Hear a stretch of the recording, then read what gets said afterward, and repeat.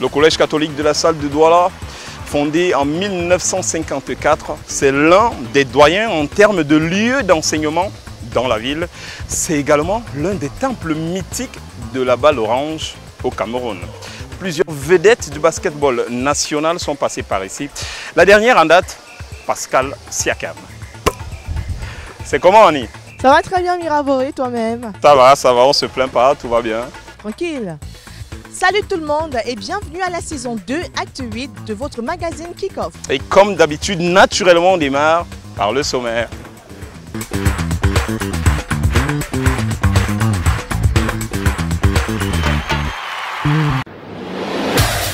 Au sommaire de cette édition, part belle au sport d'entreprise.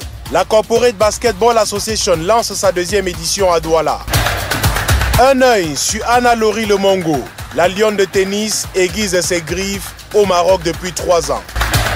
Le général Doumbé-Léa et le mondial 82 en mode vintage.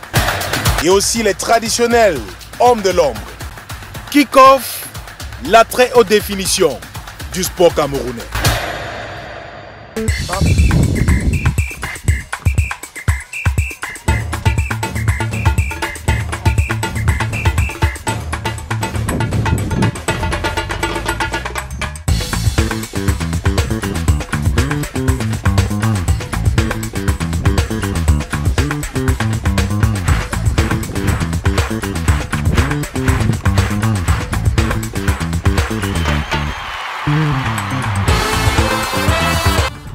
Mince Baker, tu m'as essoufflé hein.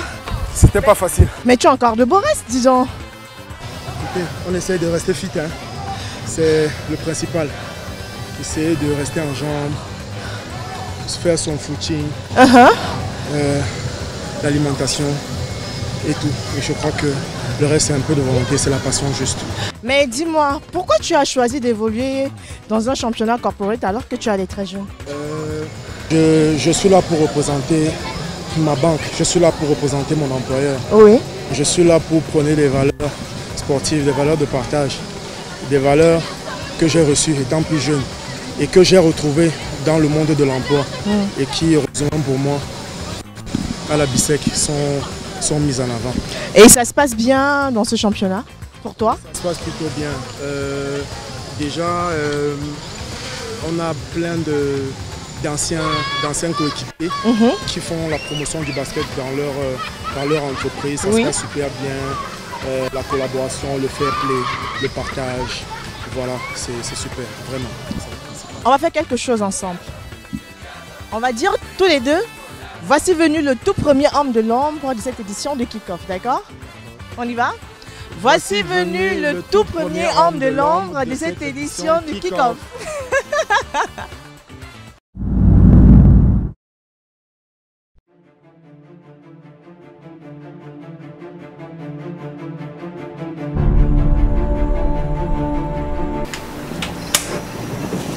Hello, bonjour, je suis Caroline Léné. Je suis gérante d'un restaurant à Aqua, La Paille Étoilée. Et je fais également le placement d'hôtels sur mon label Hope Night. Je suis également rédactrice.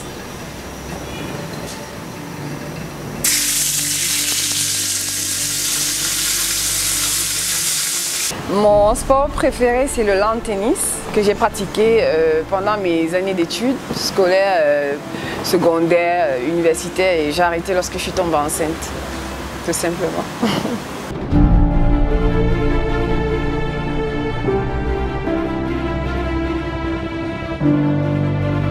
Mon athlète préféré, c'est Yannick Noah. Je supporte Yannick parce que c'est quelqu'un qui a marqué notre enfance par sa bravoure dans le sport, dans la musique. Et puis voilà, on est fiers de partager la nationalité camerounaise avec lui, tout simplement.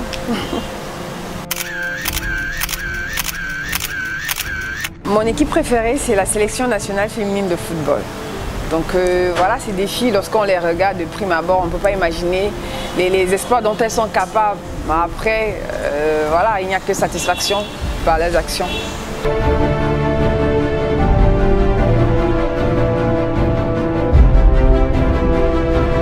Mon rêve en sport, c'est de passer toute une journée avec les Lions indomptables, J'aime beaucoup ces filles. Du coup, voilà, pour moi, ce serait une réalisation merveilleuse de passer cette journée avec elles au vestiaire, de vivre ce qu'elles ressentent lorsqu'on leur a marqué un but, lorsqu'elles sont menées, lorsque voilà, elles les mènent. Voilà quoi, c'est un feeling qu'il faut vivre en live et que moi je souhaite vivre en fait. Merci, à bientôt.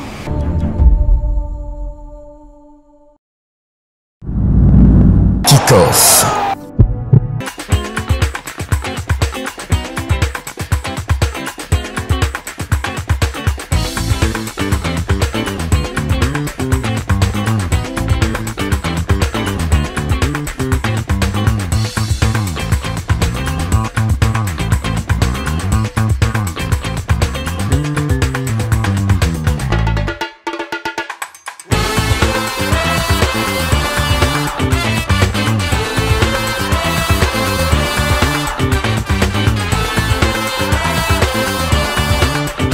Nous sommes en présence de Vladimir Yonga, promoteur de la CBA. Bonjour. Bonjour madame. Comment ça va? Ça va tout doucement, tout doucement. Alors on aimerait savoir comment tout ceci a commencé. Voilà, d'accord. Nous, on a comme ça commencé avec les banques. On avait un tournoi, on avait créé là-bas, appelé comme basketball, où on était juste réunis entre des banques en fait. Et après un bout de temps, ça a été cassé, vu des petites défaillances. Donc là, après quelques 2 années, j'ai essayé de discuter avec des collègues, des amis, pour essayer de créer une association qui permettra de régir les corporates, en fait les grandes entreprises. Voilà. Donc c'est là où on a réfléchi, on a créé la CBA, qui est Corporate Basketball Association. Vladimir, combien d'équipes avons-nous cette année? Alors cette année, pour la deuxième édition, nous avons 6 équipes, à savoir SCB, BISEC, Perenco, BGFI, CB Bank, la Commercial Bank, et nous avons associé le PAD. Pour l'instant en fait. Ok, et la petite question un peu bizarre, qui finance la compétition? Alors le problème de financement, comme je vous disais, c'est une association et on a essayé de définir un budget d'affiliation de chaque entreprise. Donc chaque entreprise, on a essayé de débattre sur un plan et puis on s'est arrêté sur un montant. Et c'est quoi la suite? Alors, la suite, là comme vous voyez, là c'est un tournoi d'exhibition pour le lancement des activités en fait. Donc après ça, nous allons s'asseoir avec les membres du bureau pour pouvoir élaborer un programme bien calé tout au long de l'année. Ok, merci Vladimir. Merci madame. Kick-Off.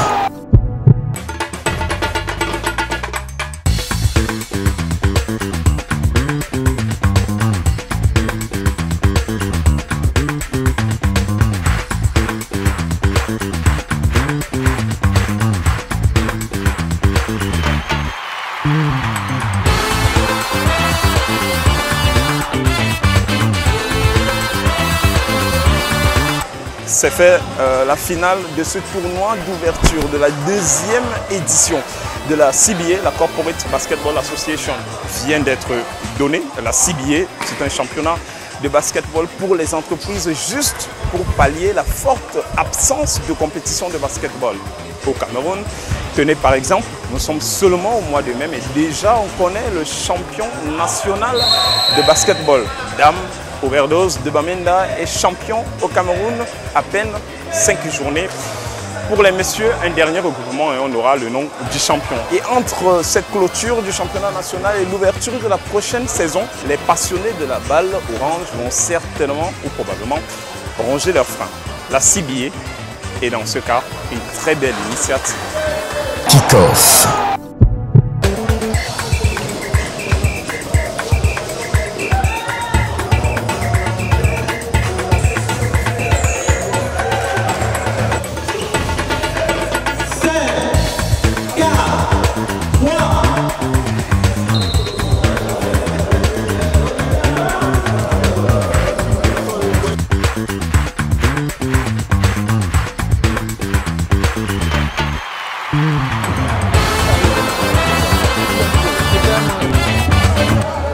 Et nous retrouvons tout de suite Baker en pleine finale. Alors Baker, Dis-nous, le championnat corporate est-il aussi intense que le championnat national? Non, vraiment, ça n'a rien à voir. Le championnat corporate, vraiment, comparé au championnat national, c'est vraiment des enfants de cœur. Vraiment, c'est plus athlétique, c'est plus rapide, c'est plus physique et vraiment plus technique, plus tactique aussi. Vraiment, sur tous les plans, on peut gagner un match et on peut en perdre. Donc vraiment, la moindre erreur vous est fatale, vous coûte cher. Ça n'a vraiment rien à voir, c'est le jour et la nuit. Et tes ambitions en tant que basketteur? Ben, actuellement, je suis en club et je suis qualifié pour la finale de la Coupe du Cameroun. Donc, je souhaite avoir le Graal. Je souhaite avoir la Coupe du Cameroun pour la première fois en fait. Et comme ça, pour parachever quand même une longue carrière, une longue et riche carrière, ce serait le top, vraiment. Et Baker, as-tu pratiqué d'autres sports en dehors du basket? Oui, beaucoup. J'ai joué au foot. Je joue au football.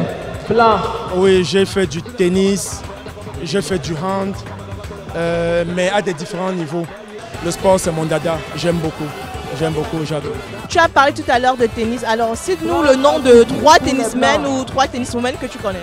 Rafael Nadal, Roger Federer et Djokovic. Eh bien, Baker, écoute, je vais te parler d'une étoile du tennis camerounais. Elle s'appelle Anna-Laurie Le Mongo. Elle est 251e au classement mondial junior. Actuellement au Maroc où elle évolue, elle rêve de suivre les pas de son idole Maria Sharapova. L'œil du champion sur une étoile du tennis. Regarde.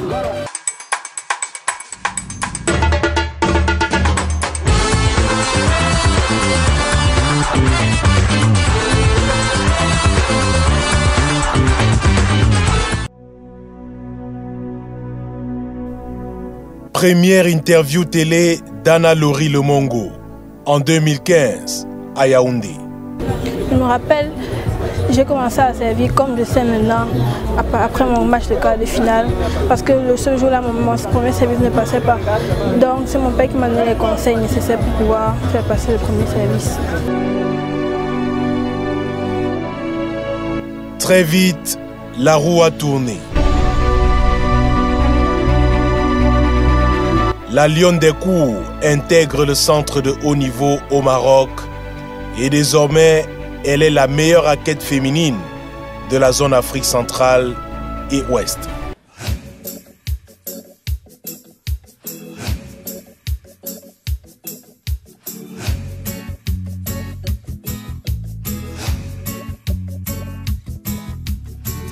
Porte l'eau, porte la vie. Du ciel à ton seau, le jour et la nuit, c'est de l'or entre tes mains. Chaque jour qui passe fait la terre plus lasse. Porte l'eau. Anna-Laurie, bonjour. Bonjour. D'être dans un centre de haut niveau, plus est pour ce qui est du tennis, ça doit être compliqué vu les exigences. Oui, surtout que le programme est très strict. Disons, chaque jour de la semaine, tu sais que tu dois te réveiller à 7h. Plus tard 7h30, tu dois étudier de 8h à 10h et de pratiquement 10h30 à 16h30, 17h tu es au club, donc tu reviens, tu dînes, tu n'as même pas 30 minutes, tu dois aller en cours pendant 2h, 2h30 et après tu dors, donc tu n'as même pas le temps de parler, rester avec tes amis, c'est très strict en fait. Mais tu sais, les lionnes sont vraiment des reines. Leur amour, elles le donnent et plus jamais ne le reprennent. Le soleil les assomme, fait monter leur peine. Tu n'as même pas le temps de WhatsApp? Non, on n'a même pas nos téléphones. On a nos téléphones juste 2 fois par semaine le week-end. Et même la famille est tellement loin. Oui, il y a aussi la famille. C'est pas évident de les parler aussi. Parce que des fois, quand tu as ton téléphone, tu veux juste dormir. Et parfois, tu oublies même de répondre aux messages.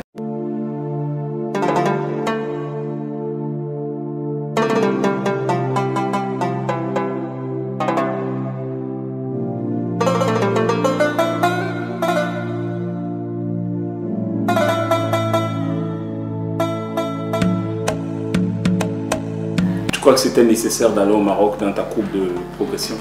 Oui, parce que c'est vrai que je m'entraînais bien ici, mais à un moment, il faut sortir, affronter des joueurs plus forts que toi pour pouvoir avoir plus d'expérience et pouvoir progresser. Vivre avec des Gabonais, Ivoiriens, Nigérians, ça fait différent. Ah oui, beaucoup. Surtout que là-bas, c'est pas comme si c'est vraiment tes amis. Vous savez, vous vivez ensemble, tu t'habitues à eux, vous pouvez vous appeler famille, mais au final, ils veulent toujours leur bien avant ton bien. Donc il faut vraiment t'habituer. C'est vrai qu'il y en a avec qui je suis devenue vraiment proche, je les fais confiance, mais il y a certains dont je me méfie un peu.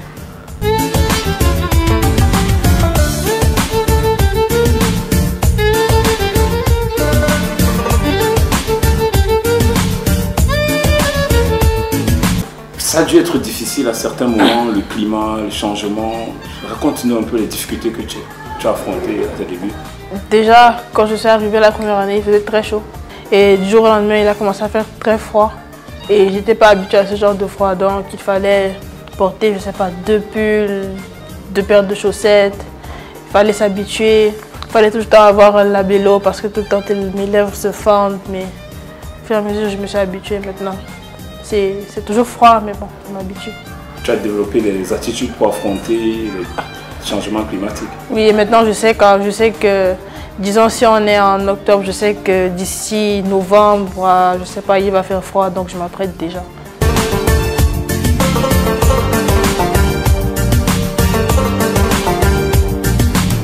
C'est un peu compliqué, mais quand tu regardes dans le rétroviseur, sur quoi tu as progressé et sur quels aspects tu dois encore travailler? Je pense que tous les points forts que j'avais, je les ai améliorés. Et tous mes points faibles, je les ai aussi améliorés. Maintenant, je ne peux plus dire que ce sont des points faibles. Et je pense que j'ai beaucoup progressé sur le point physique, mental. Mais je pense que je devrais quand même encore m'améliorer sur le plan mental, un tout petit peu. Je trouve que j'ai beaucoup progressé au revers. Et mes volets aussi ont beaucoup progressé, je trouve. Et puis sur mon service, je pense que j'ai plus de précision qu'avant. Et je pense que je devrais encore plus travailler sur mes volets, sur l'approche. Mais sinon, à part ça, je pense que j'ai fait un bon travail depuis que je suis arrivée.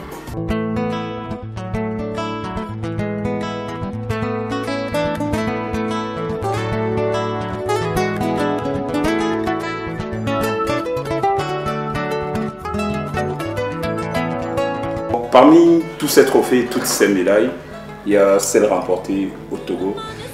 Ça fait quoi d'être championne d'Afrique? Je sais pas, ça te donne l'impression d'être important. Je veux dire, quand tu es en Afrique de l'Ouest, en Afrique centrale, et que les gens parlent de toi en disant c'est elle la championne de la zone, ça te fait plaisir, ça te donne envie de travailler encore plus pour pouvoir prouver aux gens que tu peux être plus que ça. Ok, bonne chance pour la suite. Merci.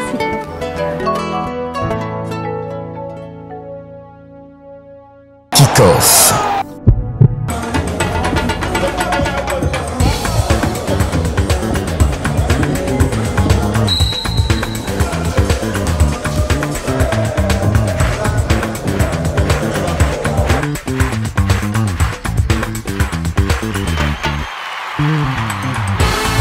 Kick-Off. Nous sommes avec le coach Bikoy, coach FIBA, coach BG Fibon, mais également coach de basket au collège Liberman. Bonsoir coach. Bonsoir madame. Alors je vous ai vu haranguer, je vous ai vu crier après vos joueurs durant la finale. C'était pas du tout facile hein? Ah, vous savez, lorsqu'on est coach, c'est jamais facile. Donc il faut toujours crier pour motiver les joueurs. Donc en criant, voilà, c'est pas qu'on crie sur eux, c'est qu'en fait on les motive pour qu'ils soient encore plus performants. Voilà. D'accord. Alors quelles sont vos impressions après ce match? Ben écoutez, je suis un coach tout simplement heureux. Deuxième édition de CBA et puis c'est notre première participation. Donc on est champion, vous comprenez que je peux être un coach heureux. Ouais, ça c'est clair. Voilà. Alors quels sont les objectifs à atteindre durant cette compétition coach? Nos objectifs c'est pas trop de gagner, ok? C'est de permettre au cadre de s'épanouir, tout simplement de s'épanouir. Mais maintenant, si à la fin on a un bonus, le trophée, bon, tant mieux pour nous. Ouais, exactement, d'accord. Bonsoir coach. Bonsoir. Ça a été? Ça a été, ça a été. Ndoumbé-Léa, ça vous dit? Oui, oui, samedi parce que Ndoumbé-Léa, je me rappelle, j'étais tout petit, mon père m'amenait déjà au stade. Je me souviens qu'il jouait c'était un défenseur camerounais, international. Il jouait à Camrail et c'était un très bon défenseur parce qu'on disait qu'il était extrêmement intelligent. Ce que vous ignorez peut-être, c'est que Doumbé était le capitaine des Lions Indomptables en 81. C'est lui qui qualifie le Cameroun pour la Coupe du Monde 82. Et pendant tout le mondial, miracle, il ne va même pas jouer une seule minute. Le général a un moral de fer. Il est resté sur ses beaux droits, mais il n'a jamais digéré cette rude épreuve dans sa carrière. Le frustré du mondial 1982 raconte son expédition en Espagne dans un vintage alléchant.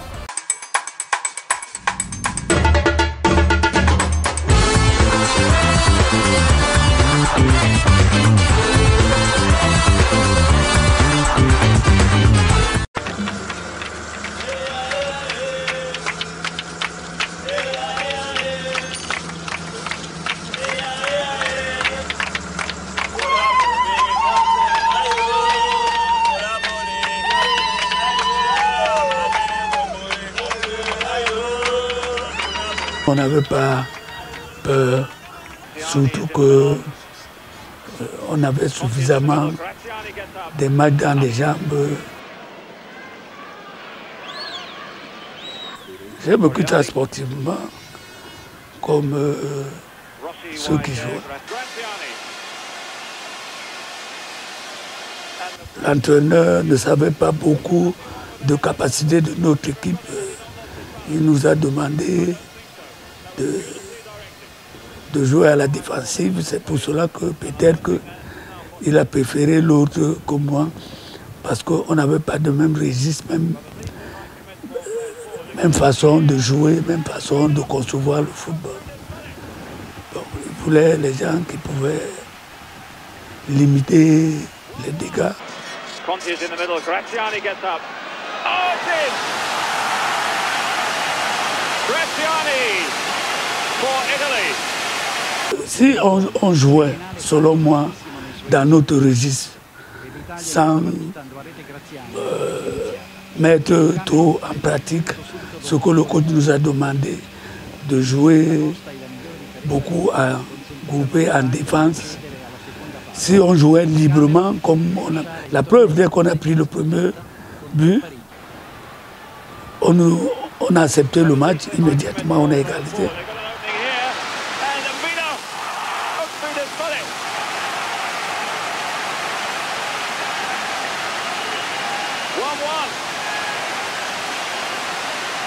I think Vida got the last touch here, but there were two players here. Vida there. Kick-Off. Pour clôturer cette édition de Kick-Off, l'équipe de production fera un concours de lancer franc.